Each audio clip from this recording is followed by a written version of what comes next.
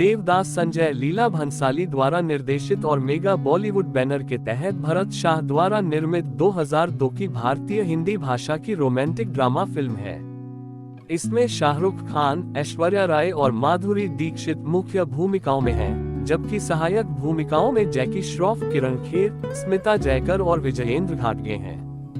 शरत चंद्र चट्टोपाध्याय के इसी नाम के 1917 के उपन्यास पर आधारित यह फिल्म एक धनी कानून स्नातक देवदास मुखर्जी खान की कहानी बताती है, जो अपनी बचपन की दोस्त पार्वती पारो राय से शादी करने के लिए लंदन से लौटता है। हालांकि उनके अपने परिवार द्वारा उनकी शादी को अस्वीकार करने से शराब की लत लग जाती है, जो अंततः उनकी भावनात्मक गिरावट का कारण बनती है और वह सुनहरे दिल वाली वेश्या चंद्रमुखी दीक्षित के साथ शरण लेती है। भंसाली उपन्यास को दूसरी बार पढ़ने के बाद एक फिल्म में बदलने के लिए प्रेरित हुए और नवंबर 1999 में इस परियोजना की घोषणा की। पटकथा उनके और प्रकाश रंजीत कपाड़िया ने लिखी थी, जिन्होंने संवाद भी लिखा था। नितिन चंद्रकांत देसाई ने अगस्त 2000 और मई 2001 के बीच सेट बनाए और $200 मिलियन, $4 और 12 सेंट मिलियन खर्च किए। भंसाली और अन्य कर्मचारियों के साथ उन्होंने ब्रिटिश राज की अवधि से कलकत्ता भवन डिजाइन पर व्यापक शोध किया। प्रिंसिपल फोटोग्राफी नवंबर 2000 से अप्रैल 2002 तक बीकानेर, फिल्म सिटी और फिल्मिस्तान में होने वाली विनोद प्रधान द्वारा नियंत्रित की गई थी, जबकि इस्माइल दरबार और बिरजू महाराज ने साउंड ट्रैक की रचना की। मोंटी शर्मा ने पृष्ठभूमि स्कोर तैयार किया। देवदास का प्रीमियर 2002 के कांस फिल्म फेस्टिवल में 23 मई 2002 को हुआ था और उसी साल 12 जुलाई को दुनिया भर में रिलीज हुई थी। $500 मिलियन, $10 और 29 सेंट मिलियन के बजट के साथ यह उस समय की अब तक की सबसे महंगी भारतीय फिल्म थी। कान में प्रीमियर होने पर फिल्म को मिश्रित समीक्षाएं मिली, लेकिन जब इसे नाटकीय रूप से रिलीज किया गया तो बेहतर प्रतिक्रिया मिली। यह फिल्म एक बड़ी व्यावसायिक सफलता थी और दुनिया भर में लगभग $1.68 बिलियन, $35 मिलियन की कमाई करते हुए वर्ष की सबसे अधिक कमाई करने वाली भारतीय फिल्म के रूप में उभरी। इसने 50वें राष्ट्रीय फिल्म पुरस्कारों में 5 पुरस्कारों सहित कई पुरस्कार जीते, जिसमें संपूर्ण मनोरंजन प्रदान करने वाली सर्वश्रेष्ठ लोकप्रिय फिल्म और सर्वश्रेष्ठ महिला पार्श्व गायिका बैरी पिया के लिए श्रेया घोषाल शामिल हैं। 48वें फिल्म फेयर पुरस्कारों में इसने सर्वश्रेष्ठ फिल्म, सर्वश्रेष्ठ निर्देशक भंसाली, सर्वश्रेष्ठ अभिनेता खान, सर्वश्रेष्ठ अभिनेत्री राय और सर्वश्रेष्ठ सहायक अभिनेत्री दीक्षित सहित रिकॉर्ड सेटिंग 11 पुरस्कार जीते। इसे अंग्रेजी भाषा में सर्वश्रेष्ठ फिल्म के लिए बाफ्टा पुरस्कार के लिए भी नामांकित किया गया था। 1900 के दशक में कौशल्या ने सुना कि उनका छोटा बेटा देवदास 10 साल पहले लंदन में लॉ स्कूल छोड़ने के बाद घर लौटने वाला है। वह अपनी पड़ोसन सुमित्रा को बताती है, जो बहुत खुश होती है।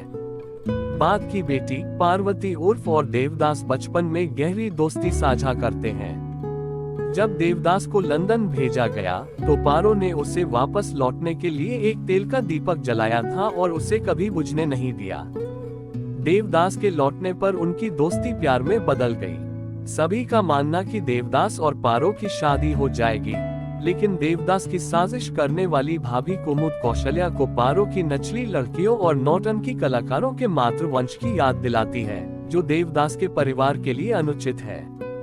सुमित्रा सार्वजनिक रूप से देवदास और पारो से शादी करने की अपनी इच्छा की घोषणा करती है, लेकिन कौशल्या यह कहकर सार्वजनिक रूप से उसे अस्वीकार कर देती है और अपमानित करती है कि वह एक निम्न वर्गीय परिवार से है। तबाह हो गई सुमित्रा ने पारो की शादी भुवन नाम के एक व्यक्ति से कर दी, जो 3 बड़े बच्चों के साथ एक 40 वर्षीय विधुर कुलीन था, जो देवदास के परिवार से अधिक धनी है। जब देवदास के पिता भी पारो को अस्वीकार कर देते हैं, तो देवदास अपने माता पिता का घर छोड़कर एक वेश्यालय में शरण लेता है। वह पारो के लिए एक पत्र छोड़ता है, जिसमें झूठा कहा गया है कि उनके बीच कभी प्यार नहीं था। वेश्यालय में उसकी मुलाकात चंद्रमुखी नाम की एक नेकदिल तवायफ से होती है, जिसे उससे प्यार हो जाता है। जल्द ही देवदास को पारो को छोड़ने की अपनी गलती का एहसास होता है।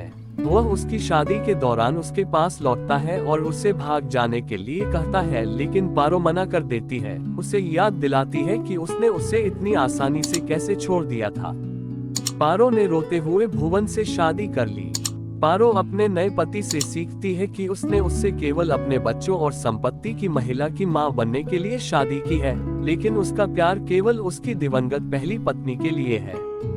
वह कर्तव्यपरायणता से अपनी जिम्मेदारियों को पूरा करती है, जबकि दुखी देवदास स्थायी रूप से चंद्रमुखी के वेश्यालय में चला जाता है और शराबी बन जाता है। जब देवदास के पिता मृत्युशैया पर होते हैं तो वे देवदास से मिलने के लिए कहते हैं।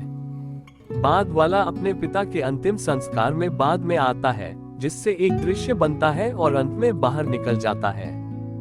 देवदास परिवार के घर लौटता है और उसे पता चलता है कि उसकी भाभी ने उसकी मां की परिवार की तिजोरी की चाबी चुरा ली है। वह उसका सामना करता है, लेकिन कुमुद अपनी मां को बताती है कि देवदास ने चाबी चुराई थी। उसकी मां का मानना कि उसे और देवदास को भगा दिया गया है। पारो देवदास को शराब पिलाने का आरोप लगाते हुए चंद्रमुखी के वेश्यालय पहुंचती है, लेकिन जल्दी ही उसे पता चलता है कि चंद्रमुखी देवदास से प्यार करती है। पारो देवदास से शराब छोड़ने का आग्रह करती है, लेकिन वह जिद पर अड़ा रहता है। वह पारो से वादा करता है कि मरने से पहले वह आखिरी बार उसके दरवाजे पर आएगा।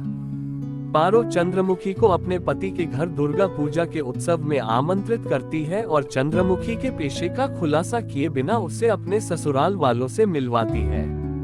हालांकि भुवन के बुरे स्वभाव वाले दामाद कालीबाबू, जो वेश्यालय में अक्सर आते हैं, चंद्रमुखी की पृष्ठभूमि का खुलासा करते हैं और मेहमानों के सामने उसे अपमानित करने की कोशिश करते हैं, लेकिन चंद्रमुखी बताती है कि वह वही है जो उसके घर आता है और इसका कारण उसका वेश्यालय अभी भी सफल है।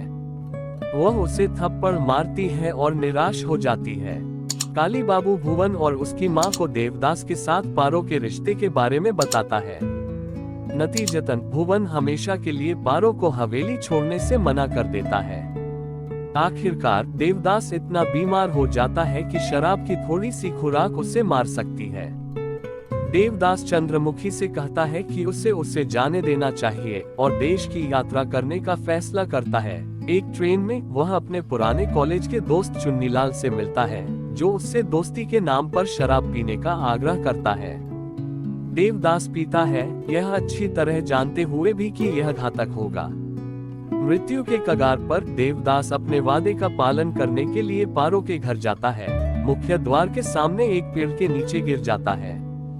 जब उसे पता चलता है कि जो आदमी बाहर लेटा हुआ है वह वही है, तो वह उस तक पहुंचने का प्रयास करते हुए हवेली से भागती है।